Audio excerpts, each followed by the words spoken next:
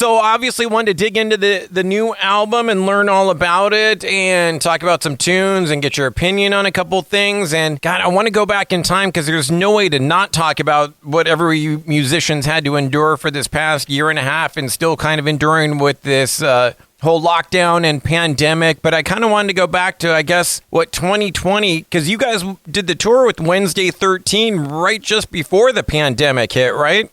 Yeah, no, we're literally on tour, got home, and I think it was like a week at best, a week and a bit, and the whole world was just shut down. So it's like we just kind of fit that last tour in before the end of it all.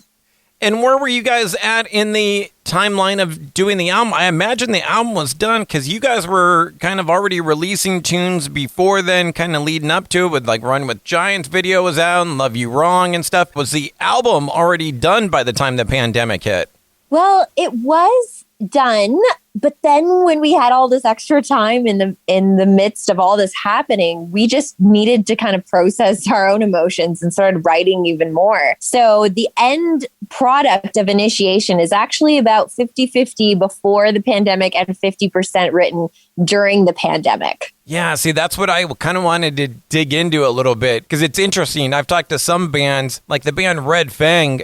They did their album, had it done, the pandemic hit, and they just left it alone. And some bands have gone back in and tinkered with it. And you're one of those bands that did use that extra time to write some more. Like, I had read or heard that you actually written Bystander during the pandemic. Yeah, so songs like Bystander and Bad News are really topical to how I was feeling during the whole time of confusion and just every day almost feeling like Groundhog Day to a certain extent of just kind of waking up being like, oh, yep, we're in a pandemic, can't go anywhere, checking my phone. Oh, some more bad news. Yep, bad news again. Okay. What am I going to do with my time? And I think that everyone, to a certain extent, can probably relate to some of those songs by the fact that we've all been through this experience together and kind of had to navigate through it in our own ways. And I think it's brought a lot of interesting kind of, to me at least, like self-awareness and trying to figure out what you really either need to get out of life or how much you value really being with friends and having experiences like going to concerts and exploring the world. And those things are really, really valuable to me. And when it's taken away, you realize it even more. Yeah, definitely. So would the album have been like 2 tracks short had it come out on time then? Actually, Cyclone, No Surrender, those were written in the pandemic as well. So the way Matt and I write is we have a home studio. So there's really never a dull moment when it comes to recording. We're always in and out of the studio. Even in the past few weeks, we've, tinkered around with some more ideas. So there really isn't kind of a set time or limit we have on when we can create music. We're always kind of dipping in and out. And we have even so many more songs that didn't make the cut or the track listing that will eventually kind of show through in the next, few months that we're going to try to release as some bonus tracks and maybe some exclusives for some different events coming up in the future, if I can be cryptic.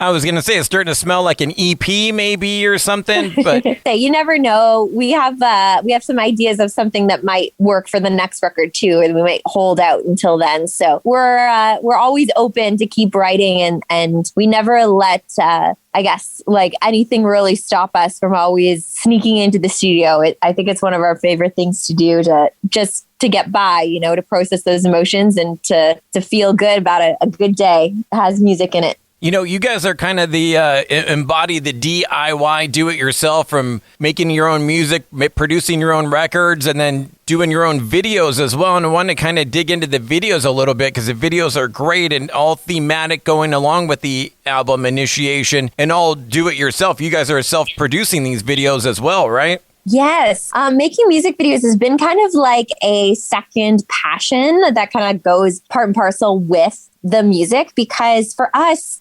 especially, the pandemic has amplified it even more. But a lot of the time people discover our band through the visuals. And I think that having our own vision and our own goal on kind of how we want to achieve that is really important as artists, just as it's important to write our own songs and have a vision on how we want the record to sound. We feel that same way about the music videos. And you're right, it was born out of necessity at the beginning, just because we knew that in order to survive in this industry, we had to have some type of visual element. And when budgets are tight and, YouTube's at our fingertips, we just thought, you know what? Why aren't we the ones grabbing the camera and making this happen? And now we're, something like 20 something videos in, and we've really enjoy the process.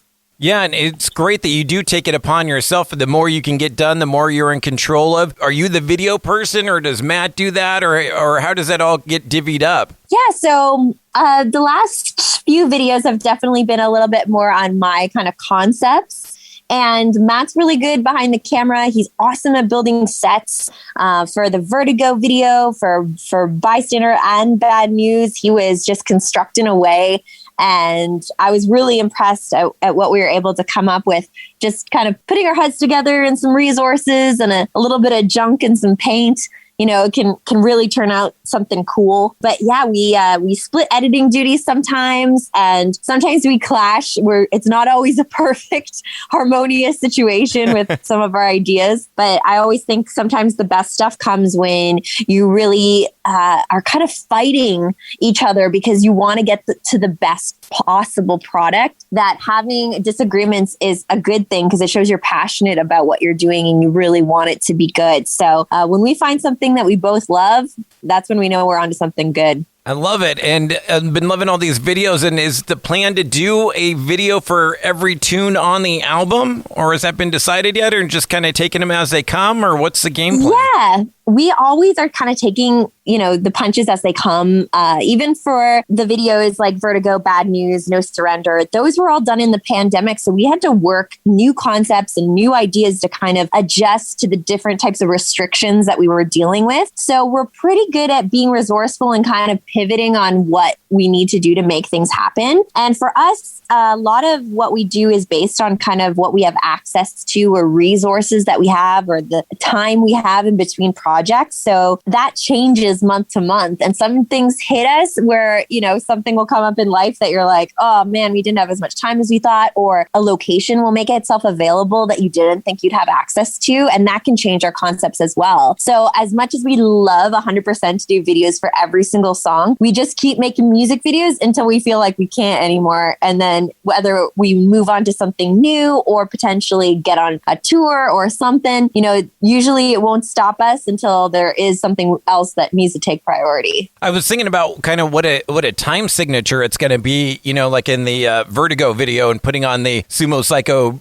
mask at the end, like, wow, what a time signature. And, in a couple years, we're all going to think back to that time where we did have to wear a mask all the time. For me, a lot of bands do. I've heard them say, we want things to be timeless and, we don't want to show like the masks or have lyrics that kind of reference the pandemic. But to me, it's important to be as authentic as I can. And if something's really affecting me in like a very visceral way that's like changing the way I look at the world or really making me need to process some emotions, I have to go there. I just need to do it. So for me, I'm not worried about kind of having any timestamps or whatnot. It's, to me, it kind of shows something that we've been through and we've survived through. And I think that's really powerful.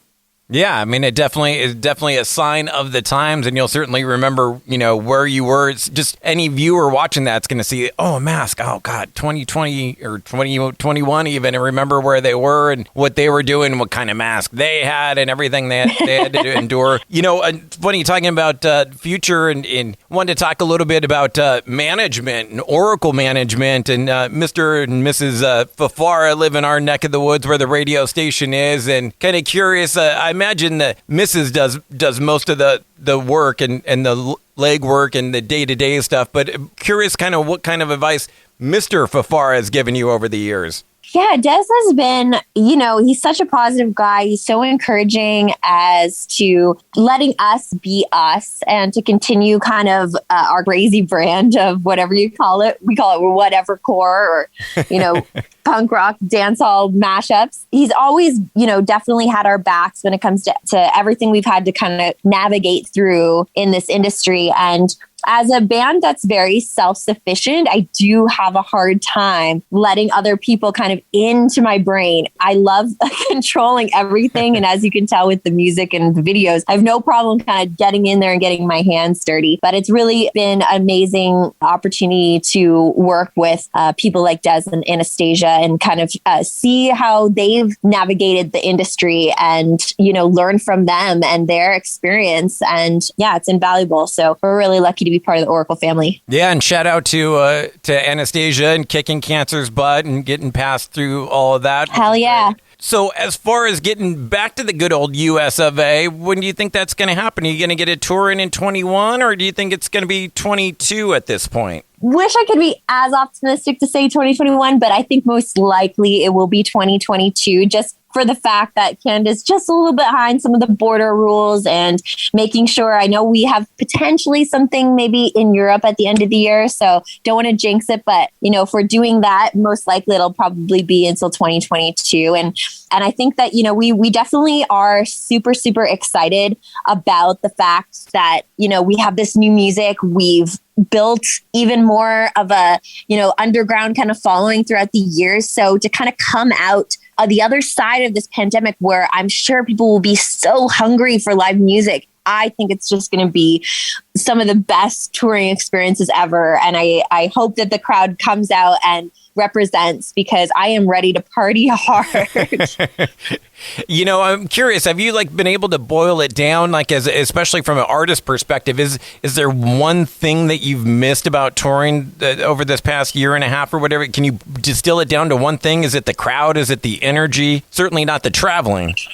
I actually do love traveling, but it is definitely just being in that atmosphere of a venue where everyone there is in the moment, really present. Just the energy that you can feel from a live concert, I'm sure is better than any, stream or possible experience from home. It's when you're with your buddies, your friends, and other music lovers that are all into the same thing. It's to me just a really profound out of body kind of experience when you're really experiencing that music the way it should be experienced. And I miss it so much. I miss the people. I miss feeling a busyness and everything's alive and moving, Yeah. And community, I think, is the big thing, too. Community is having that everyone in unison and there for the same purpose, for the same type of music, burn off some energy. Yeah, exactly. You've been touring now for a few years and usually tour through Southern California and stop off at the Whiskey. Is there any SoCal favorite eatery or drinkery or anything you have to do when you roll through SoCal?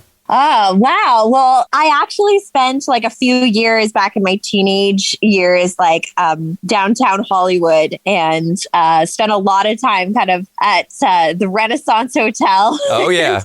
I was signed to Capitol Records, so I was down that strip all the time. And so it really does bring back so many memories when I come back to California.